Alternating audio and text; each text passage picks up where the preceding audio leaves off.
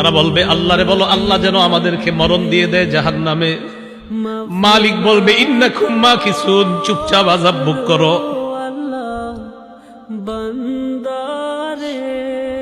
এবার তারা বলবে জাহান্নামীর প্রহরীদেরকে ডাক দিয়ে লাভ হয় নাই, মালিককেও ডাক দিয়ে লাভ হয় নাই। উদউ রাব্বাকুম ইখাফফিফ আন্না ইয়াওমান মিনাল আযাব, রবকে ডাক দাও, রব আমাদের আযাব হালকা করে দিবে।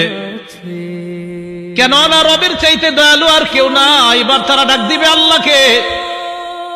আল্লাহকে ডাক দেওয়ার পর তারা বলবে, সূরা মুমিনুনের মধ্যে আল্লাহ বলেন রব্বানা গালাবাত আলাইনা শিকওয়াতুনা।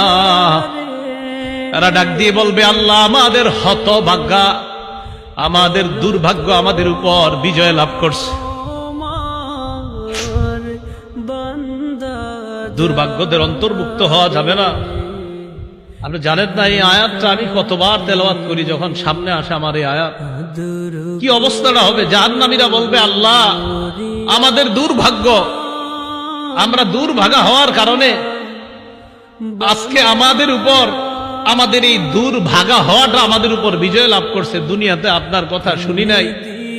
ওয়া কুন্না কওমান দাল্লিন, আল্লাহ আমরা ছিলাম পথভ্রষ্ট সম্প্রদায়। রব্বানা আখরিজনা মিনহা, আল্লাহ আমাদেরকে বের করে দেন না এখান থেকে। ফাইন উদনা ফাইন্না যালিমুন, আল্লাহ একবার বের করে দেখেন, আমরা যদি আর খারাপ কাজ করি আমরা জালেম, আমরা আর খারাপ কাজ করব না।